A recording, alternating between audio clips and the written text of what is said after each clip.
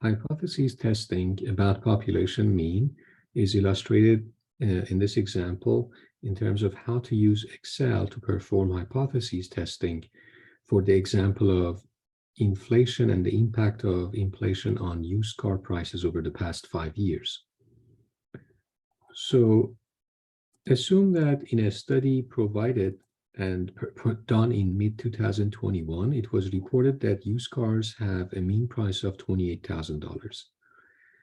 This figure was an all-time high and had increased already 20% over the previous 4 years.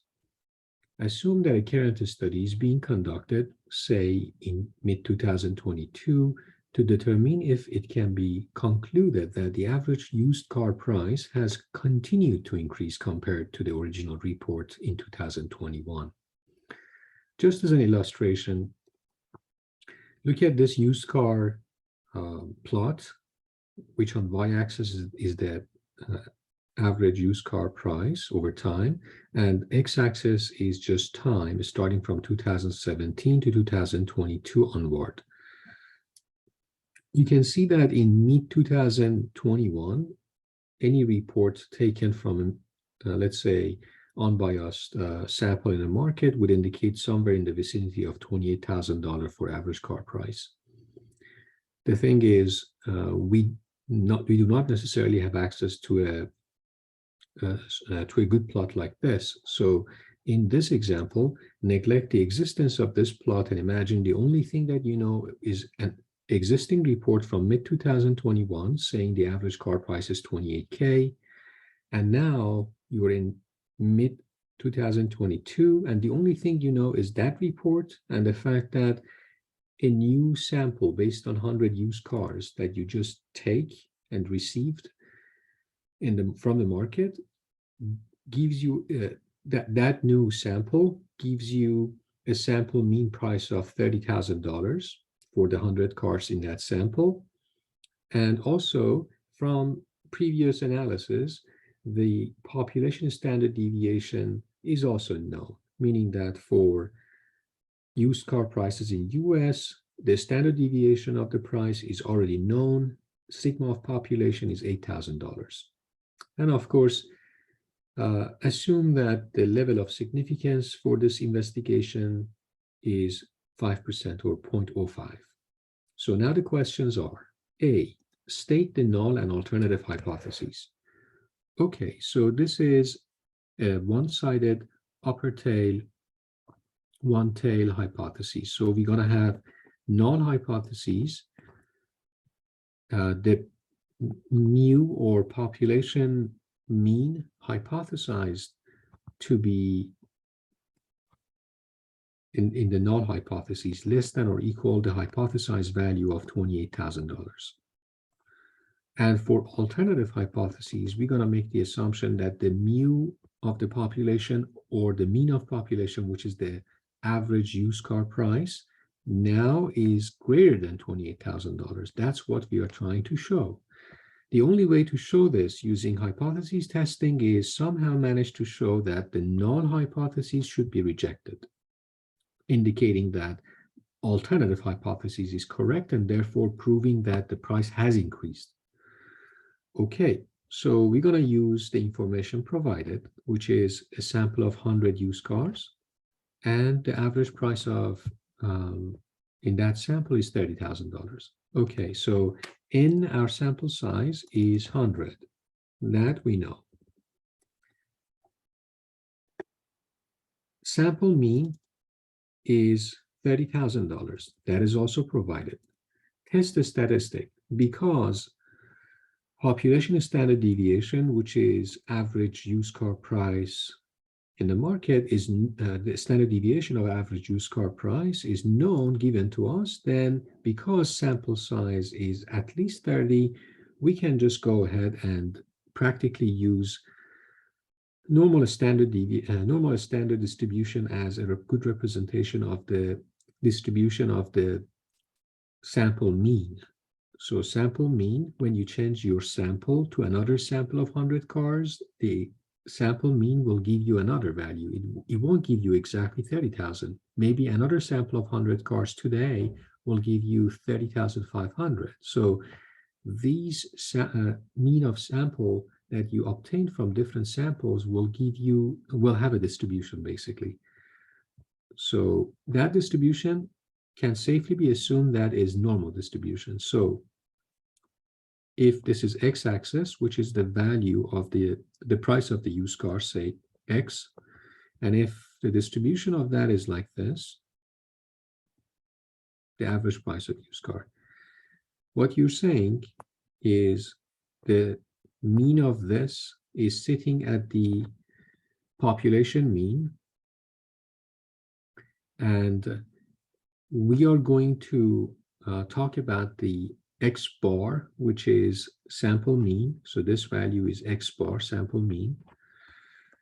That x bar has a distribution, and what we are trying to say is the test statistics z value is z equal to x bar minus hypothesized value mu 0, which is this value. This is your mu 0.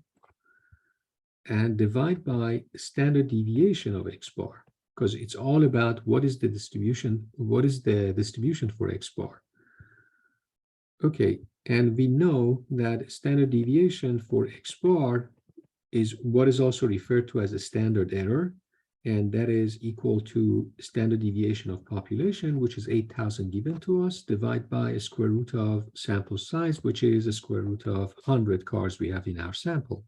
So test statistic z is just basically equal to, I'm calculating this. So that would be x bar, 30,000, minus hypothesized value, 28,000, divide by sigma x bar from this formula. So sigma available, 8,000, divide by square root of 100, the sample size here. Something is not right. Yes, this number, 28,000. So 2.5, that's what we got.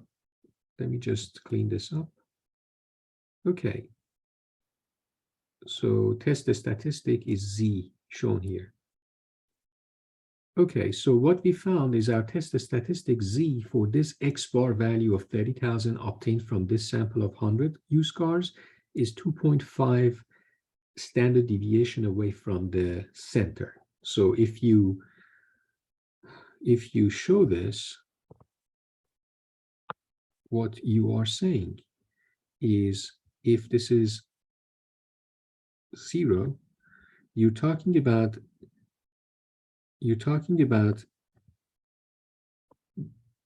this point, which has a z value or test statistic value, z value of 2.5, and the p value correspond to area under the normal curve on the right side of this vertical line, or above, basically the possibility of all z values above this value. So this probability is p value.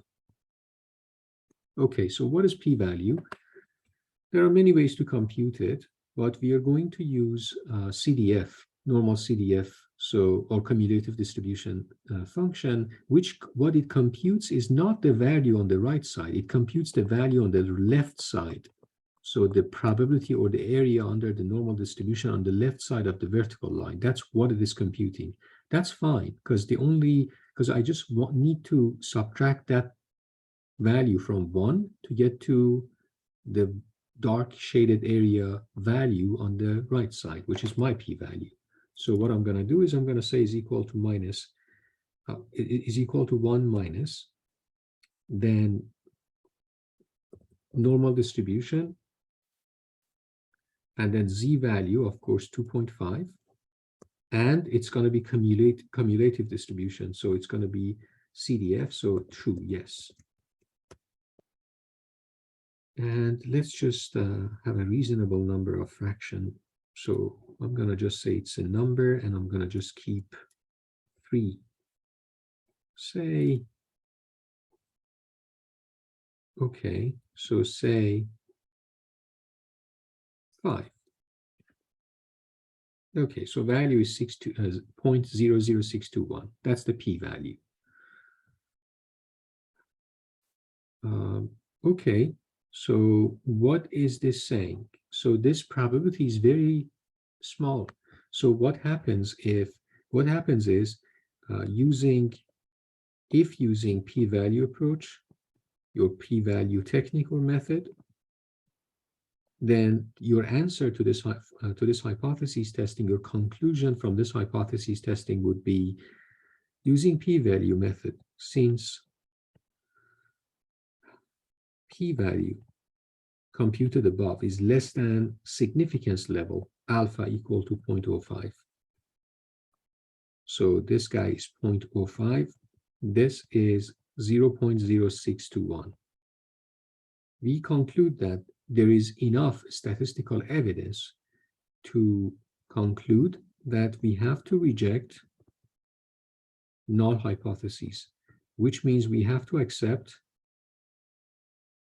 alternative hypotheses, which means we are statistically showing that the average price of used car actually has increased compared to last time. So that's the p-value. If you're doing critical value, which is z-value, what you are trying to do is now you're saying, okay, what about the vertical line that crosses the x-axis at a critical value of z equal to what? If the area above it, on the right side of it, to the infinity under the curve, is going to have a value of alpha equal to 0.05. Or basically, what is the z-value such that there is only 5% chance for values above the z-value? So to do that, we need to use inverse distribution. So it's going to be norm dot inverse, and the probability is alpha, which is 0.05, because this is one-sided, one-tailed, upper tail hypothesis testing. That's why I am using the 0.05 for the area just for the upper tail. So if I do that, I end up with negative 1.645, which is okay, because what I actually computed is I assume I'm dealing with this vertical line shown here, and I am computing what z-value I need to have here so that the dark shaded area, the black shaded area on the left side of it would be 5% or 0.05. And then using mirror symmetry, I can say the upper z-value, the mirror upper z-value should be the positive value. So right now, maybe I use the format cell number and then say 5 decimal places. All I'm saying is that would be this value for, because of mirror symmetric properties of this distribution of this PDF, then this z-value would be plus 1.64485. If you want to directly compute it, it would be as if you would say, rather than doing it this way, you would just compute 1 minus 0.05, and you would get the positive value you want. So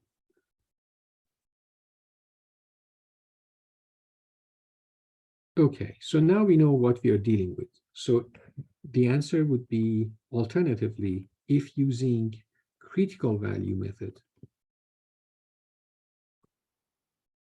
or z-value method, then you would say, since the z-value that the test statistic that you found here is